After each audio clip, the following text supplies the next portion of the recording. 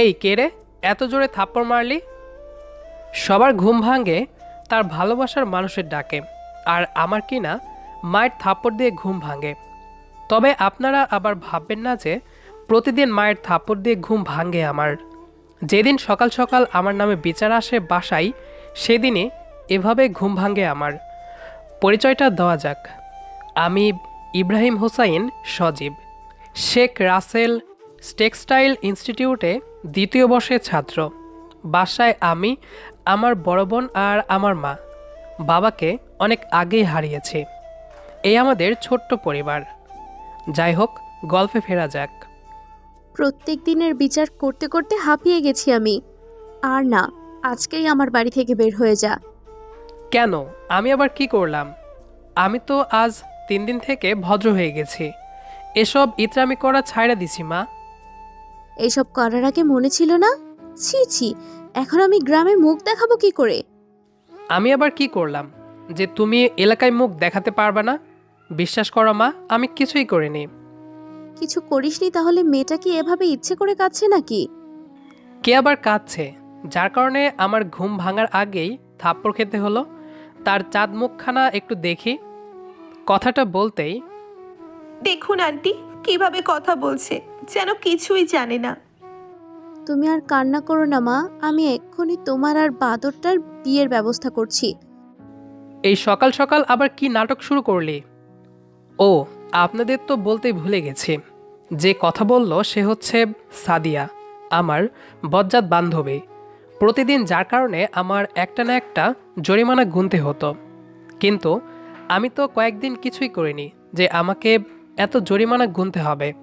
যার কারণে আমার জীবনটা একেবারে জরিমানায় খাতায় তুলে দিল আম্মু। আমি কাজী সাহেব আর মসজিদের ইমাম সাহেবকে ফোন দিয়ে আসতে বলে দিয়েছি মা। আর কান্না করিস না। আর ইব্রাহিম, তুই তোর আপুকে ফোন করে আসতে বল। কি বলছো কি? আমি বিয়ে করতে পারবো না, আর আপুকেও ফোন দিয়ে ডাকতে পারবো না। না বললি আমি তোর দুলাভাইকে এক্ষুনি ফোন দিতেছি, দিয়ে আসতে বলছি। তোমার যা ইচ্ছা তাই করো। আমি বিয়ে করছি না, এটাই আমার শেষ কথা। তুই বিয়ে করবি না বললেই হলো। আন্টি আপনি একটু বাইরে যান প্লিজ, আমি একটু ওর সাথে কথা বলবো। না মা, তুমি বাইরে যাবা না। মা বাইরে যেতেই সাদিয়া আমার পা ধরে, প্লিজ বিয়েটা করে নে, নইলে আমার মরা ছাড়া আর উপায় থাকবে না। তুই আমাকে ছাড়, আর তুই মরলেই আমি বাঁচি। তোর যা ইচ্ছা তুই তাই কর। কথাটা শেষ করা আগেই ঠাস ঠাস করে দুইটা আবার গালে পড়ে গেল। আর মা বলতে লাগলো, তোকে আমার ছেলে বলতেও লজ্জা করছে আমার। ছি, এত সুন্দর একটা মেয়েকে তুই এভাবে কষ্ট দিতে পারিস কিভাবে? ও কেন কষ্ট পাচ্ছে আমি কি করে বলবো? আমি আর কোনো নাটক দেখতে চাই না। আমি যা বলছি সেটাই শেষ কথা। তুই আজকে এক্ষুনি সাদিয়াকে বিয়ে করবি, এটাই শেষ কথা। আর কিছুক্ষণ পর তোর বিয়ে, তাই তোর বন্ধু বান্ধবকে জানানোর ইচ্ছা থাকলে জানিয়ে দে। আর ফ্রেশ হয়ে রেডি হয়ে আয়। আমাকে আর কোনো কথা বলতে না দিয়ে মা আমার রুম থেকে চলে গেল।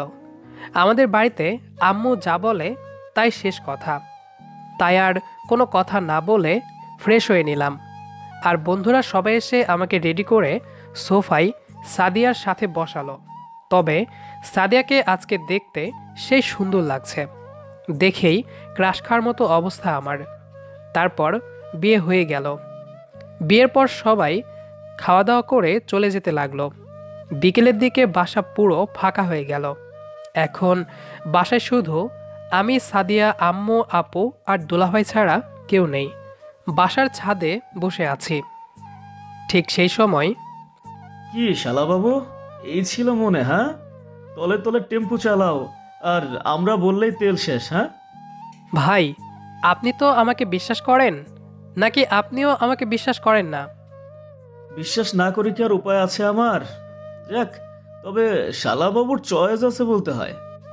বুঝতে পেরেছি, আপনিও আমার কথা বিশ্বাস করবেন না। আচ্ছা, বলো তোমার কথা শুনি। বিশ্বাস করবো না কেন? সাদিয়া আমার বান্ধবী মাত্র, বেশি কিছুই না। হুম, জীবন পথের বান্ধবী, সঙ্গী দুটোই।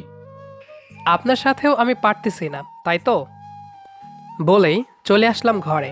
কিন্তু ঘরে এসেও পড়লাম এক বিপদে। দেখি গ্রামের সকল মানুষ আমার বউ দেখতে আমার ঘরে।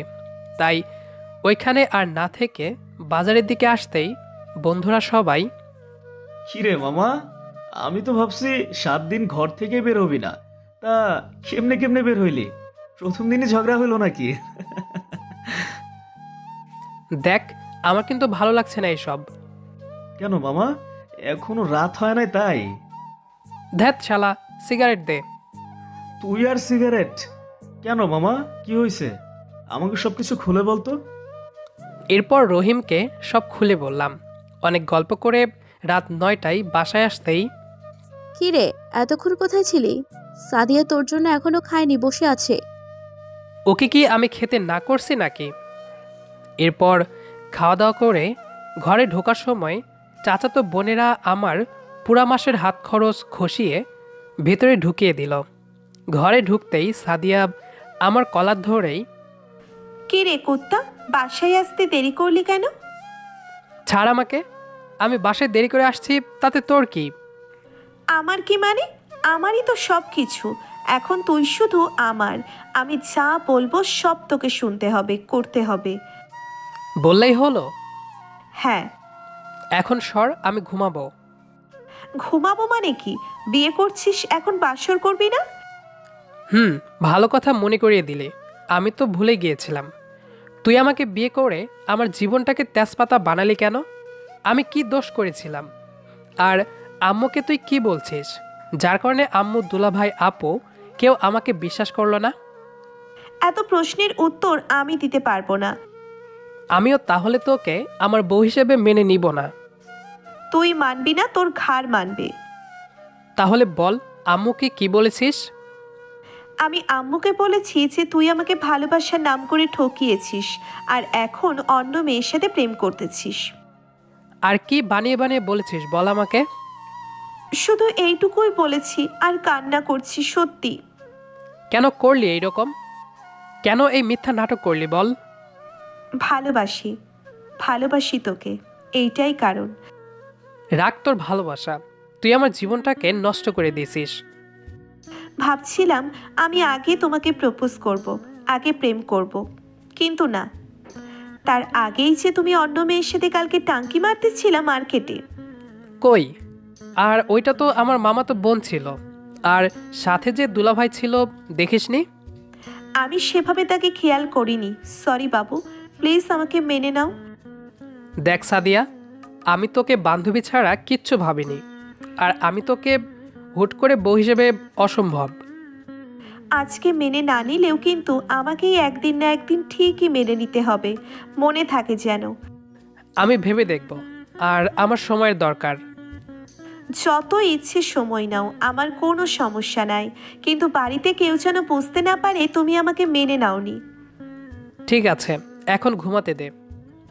বলেই বিছানায় শুয়ে পড়লাম। সাদিয়া যখনই বিছানায় শুতে আসবে ঠিক তখনই, এই তুই কই আসছিস? কেন ঘুমাবো না? সোফায় ঘুমা। তুই কিন্তু বেশি বেশি করে ফেলছিস। চুপচাপ সোফায় গিয়ে শুয়ে পড়।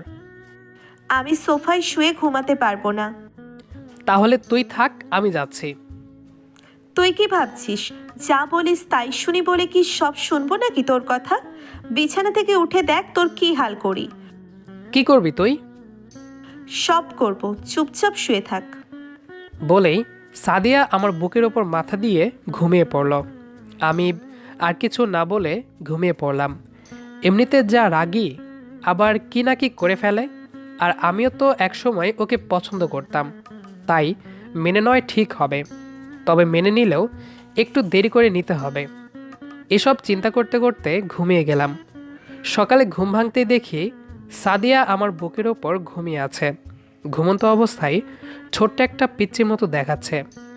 আর দেরি না করে ঘুম থেকে উঠে ফ্রেশ হয়ে খাবার খেয়ে রেডি হয়ে কলেজের দিকে বের হতেই সাদিয়া এসে, আজকে কলেজে যেতে হবে না। কেন? বাবা মা আমাদের বিয়ে মেনে নিয়েছে, আর আজকে বাবা মা আমাদের নিতে আসবে, তাই আমার সাথে তোমাকে আমাদের বাড়িতে যেতে হবে। কথাটা শেষ করতেই মা এসে, বৌমা যা বলছে শুনেছি তো নাকি? আমার যেন আর দ্বিতীয়বার বলতে না হয়। ব্যাস, মা বলে দিছে আমাকে যেতেই হবে, তাই সব ছেড়ে বসে আছি। কিছুক্ষণ পর শ্বশুর এসে আমাদের দুজনকে গাড়িতে উঠিয়ে বাসায় নিয়ে গেল। শ্বশুরবাড়িতে এসে জামাই আদর পেতেই বুঝতে পারলাম মানুষ শ্বশুরবাড়ি মধুর হাড়ি কেন বলে। আর শ্বশুরবাড়িতে চাচাতো শালিদের সাথে আড্ডা দিতে দিতে সন্ধ্যা হয়ে গেল। সন্ধ্যাবেলা রুমে ঢুকতেই সাদিয়া, এখানে এলি কেন? যা ওদের বাসায় যা। কাদের বাসায় যাব? আমাকে কি চলে যেতে বলছো তুমি? কাদের বাসায় আবার? বন্যা, সুরভি, ওদের বাসায় যা। এখানে এসেছিস কেন?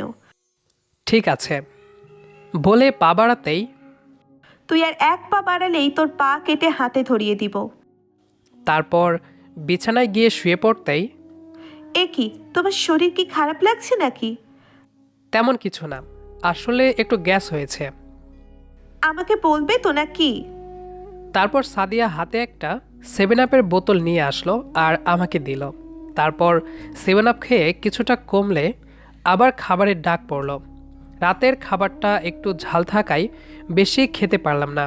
খাওয়া দাওয়া শেষে রুমে আসতেই ঝালে আমার মুখটা জ্বলে পুড়ে যাচ্ছে। সাদিয়া বুঝতে পেরে রুমে এসেই আমাদের 4 ঠোঁট এক করে দিল। প্রায় 5 মিনিট পর ছেড়ে দিয়ে, কি মহারাজ, ঝালটা কি একটু কমলো কিছুটা? কথাটা বলে রহস্যময় একটা হাসি দিয়ে রুম থেকে চলে গেল। রাত 10টার সময় রুমে এসে, ঘুমাওনি এখনো? আসো যান, ঘুমাই। দেখো সাদিয়া, আমি কিন্তু এখনো তোমায় মেনে নেইনি। বেশি কথা বললে কিন্তু আমি রেগে যাব। আর কি কি হবে আমাদের মাঝে থাক, আর বললাম না।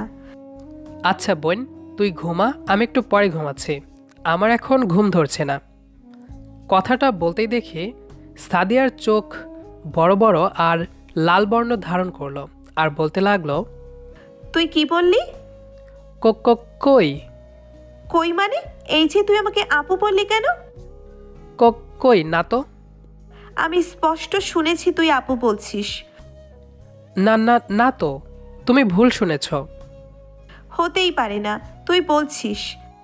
ধ্যাত, এখন কথা কাটিয়ে দিলেই হবে না, এখন আমাকে কিস করতে হবে আর বুঝিয়ে দিতে হবে আমি তোর বউ, আপু না। আমি পারবো না। তোকে পারতেই হবে। ওকে, আমি দিচ্ছি, তুমি চোখ বন্ধ করো। এরপর সাদিয়া চোখ বন্ধ করতেই আমি কম্বলের নিচে মাথা দিয়ে ঘুমানোর বৃথা চেষ্টা করলাম। আর অন্যদিকে সাদিয়া চোখ খুলে আমাকে কম্বলের নিচে দেখতেই, তুই আমাকে বোকা বানিয়ে কম্বলের নিচে লুকালি, তোকে শাস্তি দিতে হবে। আর তোর শাস্তি একটাই, এই শীতের রাতে তোকে কম্বল ছাড়া ঘুমাতে হবে। কি বলছো তুমি? আমি পারবো না। তোর শাস্তি একটাই, আর এখন কম্বল ছাড়া ঘুমা। বলেই আমার উপর থেকে কম্বল নিয়ে নিল আর একাই কম্বল গায়ে ঘুমিয়ে গেল। রাতে কম্বল গায়ে না থাকায় ঠান্ডায় শরীর ঠান্ডা হয়ে গেছে। আর অন্যদিকে সাদিয়া, এই চান ওঠো। কি হয়েছে আপনার? ঘুমান তো। আমাকে ক্ষমা করে দাও প্লিজ। বলে আমাকে কম্বলের ভিতর নিয়ে আসার চেষ্টা করতেই, আপনার কম্বলের ভিতরে ঢোকার যোগ্যতা হয়তো আমার নেই। বুঝতে পারছি, পাগলটাকে এভাবে বললে চলবে না, তাই একটু রাগ দেখিয়ে বলতেই, তুই কম্বলের ভিতরে ঢুকবি নাকি আমি ঢুকছি, আর কিছু করতে হবে না। আমি কম্বলের মাঝে ঢুকতেই সাদিয়া আমাকে শক্ত করে জড়িয়ে ধরে বলতে লাগলো, আমাকে মাফ করে দাও প্লিজ। তুমি তো কোনো ভুল করনি যে তোমাকে আমি মাফ করে দেব। আমি ভুল করেছি। ঠিক আছে, মাফ করে দিয়েছি, এখন ঘুমাতে দাও। না, তুমি আমাকে মাফ করে দাওনি। মাফ করে দিলে আমাকে জড়িয়ে ধরতে তুমি, কিন্তু তা করনি। আমি বলছি না তোমাকে মেনে নিতে আমার সময় লাগবে? কথাটা শুনে সাদিয়া মন খারাপ করে আমার বুকের উপর মাথা রেখে ঘুমিয়ে পড়ল। সকালে সাদিয়া ঘুম থেকে উঠতেই, এই উঠো যান। আরেকটু ঘুমাতে দাও প্লিজ। উঠবা নাকি পানি ঢেলে দিতে হবে? তারপর আর দেরি না করে ঘুম থেকে উঠেই দেখি আমার লুঙ্গি মাটিতে পড়ে আছে আর সাদিয়া মুচকি মুচকি হাসছে। তাই সাদিয়াকে বললাম, সাদিয়া লুঙ্গিটা দে। সাদিয়া লুঙ্গি দিতেই লুঙ্গিটা পরে কি হলো জান, মারলা কেন? তোকে তো বলেছি আমি মেনে নিব না, তারপর তুই কেন এই কাজ করলি? বিশ্বাস করো, আমি কিচ্ছু করিনি। তুমি ঠিকঠাক লুঙ্গি পরে থাকতে পারোনি। তুই আর কোনো কথা বলবি না। বলে ফ্রেশ হয়ে নিলাম আর বললাম, আজকেই আমরা চলে যাব, ইচ্ছা থাকলে আমার সাথে যেতে পারিস। কিছুক্ষণ পর সকালের নাস্তা করে শ্বশুর শাশুড়ির কাছ থেকে বিদায় নিয়ে বাসায় চলে আসলাম। আর গাড়িতে আসার সময় সাদিয়ার সাথে কোনো কথা বললাম না। এরপর বাসায় আসতেই রেডি হয়ে কলেজের দিকে রওনা দিব। ঠিক সেই সময় মা, সাদিয়াকে নিয়ে যা, আর আসার সময় নিয়ে আসবি। তারপর মায়ের কথা অনুযায়ী সাদিয়া আসার আগ পর্যন্ত দাঁড়িয়ে থাকলাম। তারপর সাদিয়াকে নিয়ে কলেজে আসতে দেখি মারিয়া, আমার প্রাক্তন বান্ধবী, কলেজে ঘুরতে আসছে। তাই সাদিয়াকে রেখে ওর সাথে কথা বলতে এগিয়ে গিয়ে বললাম, কি খবর ম্যাম, কেমন আছেন? আসলে মারিয়ার স্বপ্ন বড় হয়ে ম্যাডাম হবে, তাই আমরা ওকে ম্যাম বলে ডাকতাম। কিরে ইব্রাহিম, কেমন আছিস দোস্ত? অনেকদিন পর দেখা। বলেই একটু হাঁক করলো। আমি সাদিয়ার দিকে একটু খেয়াল করতে দেখি রাগী চোখ নিয়ে আমাদের দিকে তাকিয়ে আছে আর এই দিকেই এগিয়ে আসছে। তাই আমি মারিয়াকে বললাম, তুই কি বাঁচতে চাস?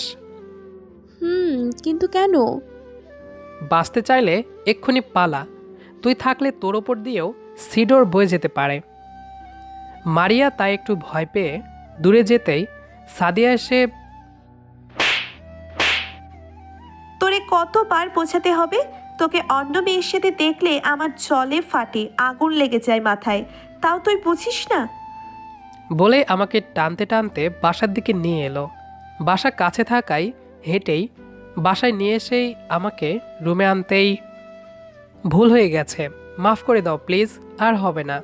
সাদিয়া, আমার কথা তো শোনো। তোর কোনো কথা শুনবো না আমি, আজ তোকে আজ আমি বেড়েই ফেলবো। প্লিজ রাগ করো না। এই রে, সাদিয়া আজকে পুরাই ক্ষেপে গেছে, আমার কোনো কথাই শুনছে না। এখন দেখি একটা ছুরি নিয়ে আমার দিকে এগিয়ে আসছে। এসেই ছুরিটা আমার গলায় ধরে, আমাকে প্রপোজ কর। আগে ছুরিটা নামাও, আমি করছি। আগে প্রপোজ কর। এই লাভ ইউ। এইভাবে না, যেইভাবে বললে আমার রাগ কমে যাবে, সিনেমার হিরোদের মতো বল। তারপর হাঁটু গেড়ে বলা শুরু করলাম, জানি না কতটা ভালোবাসি, সুখে রাখতে পারবো কিনা তোমায়, জানি না ভালোবাসার বন্ধনে কোনোদিন বাড়তে পারবো তোমায়, শুধু জানি ভালোবাসি, ভালোবাসি আমি তোমায়। I love you Sadia. আমিও ভালোবাসি, ভালোবাসি তোমায়। একটু ভালোবাসা দিও আমায়, আমি ভালোবাসার বন্ধনে বেঁধে রাখবো তোমায়। আমিও ভালোবাসি, অনেক ভালোবাসি তোমায়। I love you too Ibrahim. এখন আমার একটা পাপ্পি চাই। মুয়া, মুয়া। গালে তো সবাই কিস করে, এখানে কিস করো। চা, ঠোঁটে কিস করতে আমার লজ্জা করে। আজ এখন তোমার সব লজ্জা ভেঙে দিব আমি। এই তো কাছে আসো। এই, তার আগে আপনারা একটা লাইক আর একটা কমেন্ট করে আমাদের সাথেই থাকবেন আর নতুন ভিডিওর জন্য অপেক্ষা করুন। ধন্যবাদ সবাইকে।